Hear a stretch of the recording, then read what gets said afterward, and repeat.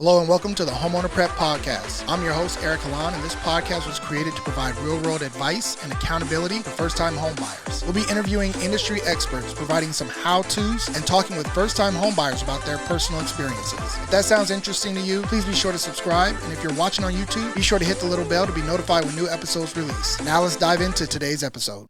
Welcome to the Homeowner Prep Podcast. On today's episode, we're going to be talking about 3 strategies that you can use to strengthen your offer in today's market. It's no secret that we are in the height of a very, very strong seller's market. And as a first-time home buyer, it is going to be increasingly difficult for you to get your offer accepted when you're competing against cash offers and conventional offers that are putting more money down. And so these 3 strategies that we discussed today are strategies that I use with my clients that have actually gotten their offers accepted. And we've actually beaten out cash offers even with these strategies. So let's dive right into it. The first strategy is really, really simple. It's communication. Communication is key, and it's going to be the foundation of you really building a solid offer and putting that offer together in a way that the agent is more likely to accept. So communication starts out with your lender, your loan officer, and it starts with your agent. Have a powwow. Talk about, hey, here's what's going on in the market. We know that we're competing against multiple offers. What is it that we can do to strengthen the financial position on the loan? And then also what are the things that we can do in our terms of the offer that we can strengthen? That's the communication that has to take place first. When it comes to your pre-approval, there's 3 different types of pre-approvals, if you would. There's a pre-qualification, which is a very basic understanding of your finances, your credit score, you're pre-qualified for a certain amount. Don't use a pre-qualification. The next step would actually be a pre-approval. Pre-approval has actually looked at your W-2s, your taxes, your bank statements, and has really gotten the approval done based on your situation. So when you come in with a pre-approval, you're coming in a lot stronger than a pre-qualification. And the fact of the matter is, in this market, they're not even going to accept a pre-qualification. So at the very minimum, you need to have a pre-approval. The next step up from there is going to be a underwritten pre-approval. Now, an underwritten pre-approval means that you've submitted all your documentation to your loan officer, they've passed it on to the processor, and literally they're just waiting on address and numbers to plug in and finish up your loan. So they've done all the homework, they've gotten all the additional paperwork, they've really looked through it, with a microscope to see what's going on in your finances and give you an approval that is strong and is underwritten. So if you have an underwritten approval, you need to relay that, your agent needs to relay that to the listing agent when you make an offer. So that is the first step in communication. The next step in communication would be your agent actually having a conversation with the listing agent. So, finding out, hey, what are your sellers looking for? I'm amazed at how many people are still submitting a blind offer. Blind offers mean, hey, I didn't really see the property in person. I saw that it popped up on the MLS and here's our offer. Well, you don't know what the sellers are looking for. You don't know if they want to be out of the house as quickly as possible or if they need time to really take their time to move into the next place. Maybe they're buying new construction and they need a longer escrow period or they need some rent back after you close. So, you need to have that conversation with your agent to say, hey, let's reach out to these listing agents to find out what's going on with their seller. What are they looking for? What type of terms are they looking for? And what's their situation? Do they have small kids? Maybe there's some things that you can do to help out in that process as well. It's very hard to move with small kids. So the more time you give, things in your terms of your offer can actually strengthen your offer and make it stand out from the rest because you took the time to really understand the seller's position and where they're at. And your agent took the time to actually reach out to the listing agent and get that information. So again, you should be finding out what the sellers want. Your agent should be having that communication with the listing agent, and don't submit blind offers. So strategy number 2 is actually improving your terms. Sometimes, when you submit your offer, you're thinking, hey, I need to come in with just the highest price. And as that is a very strong aspect of your offer. That is what the sellers are looking for. They're going to maximize the sale of their home. But sometimes it's the terms of the offer that will make the difference. Meaning if you're going to give, like I mentioned, more time for the seller to make a stress-free move versus, hey, we can close this in 14 days. That might be too much pressure and too much stress on the sellers.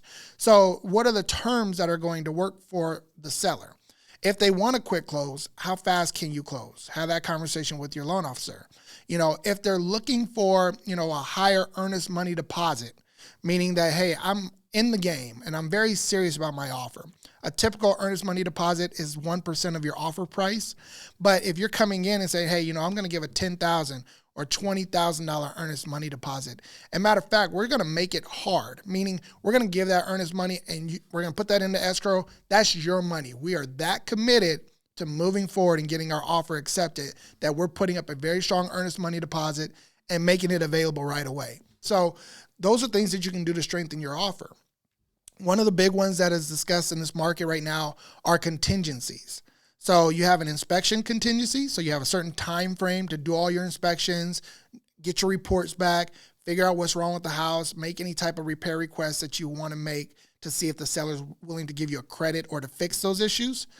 You also have an appraisal contingency. So, I make an offer of $500,000, but I'm wanting the appraisal to come back at $500,000. If it comes back at $450,000, then there's going to have to be some communication and some negotiations to take place at that time in order to get it to where the bank is going to approve it, even if I have to come in with extra cash to cover the difference. That would be your appraisal contingency.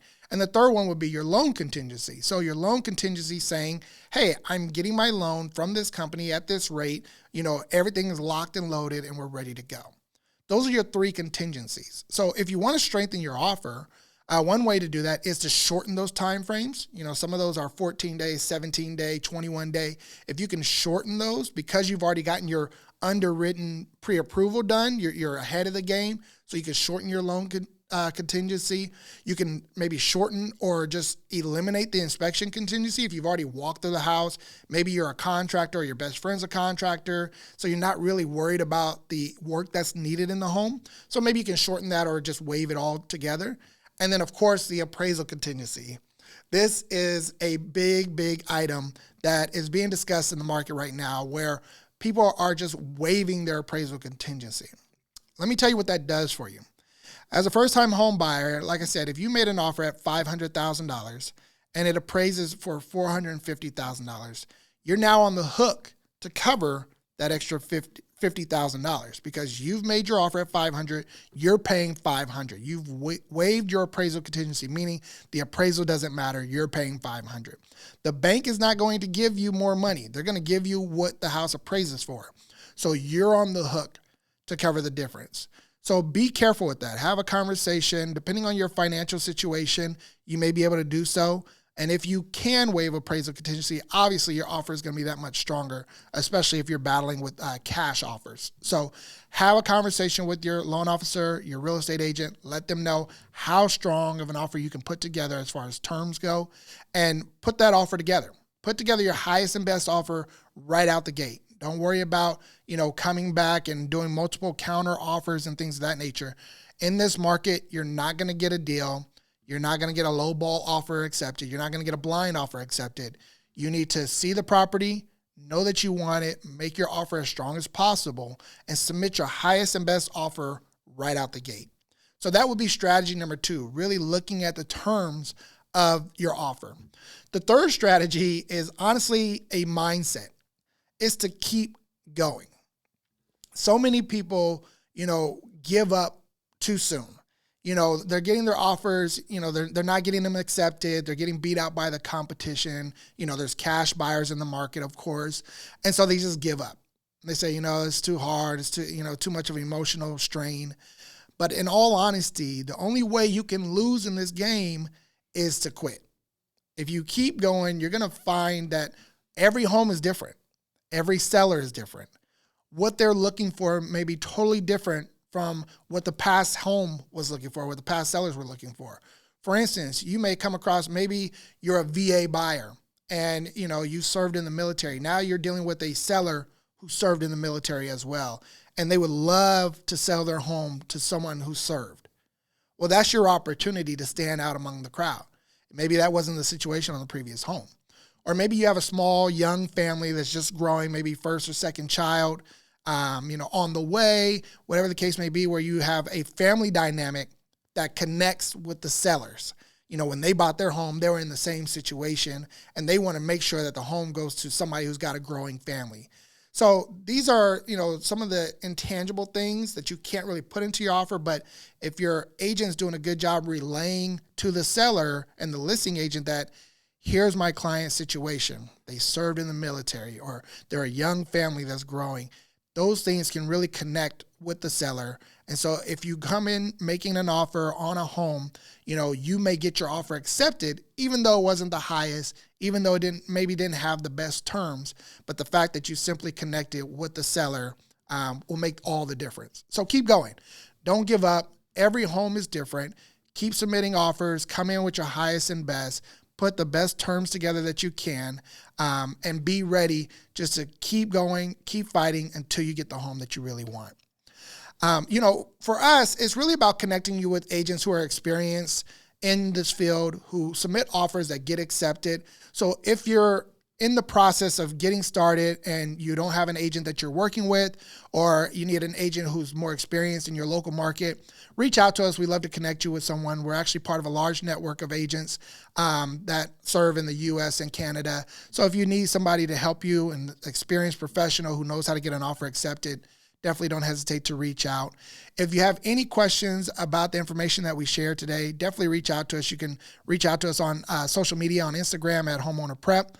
And we love to get your questions and your feedback so we can provide more and more information and really answer questions that deal with your specific situation.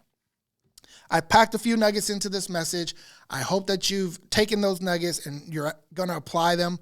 Share this information with somebody who may be in the market submitting offers and getting frustrated. Help them, motivate them, keep them going. And until next time, I hope to see you soon and hope to continue to provide you with some great information. Take care. I hope you got some value from today's episode. If you know someone who could benefit from hearing this show, be sure to share it with them. And if you're listening to the podcast, we'd love for you to drop us a review. We'd also love to hear from you if you have any questions. So reach out to us on Instagram at Homeowner Prep. Who knows? We may read your review and answer your question on one of our future shows.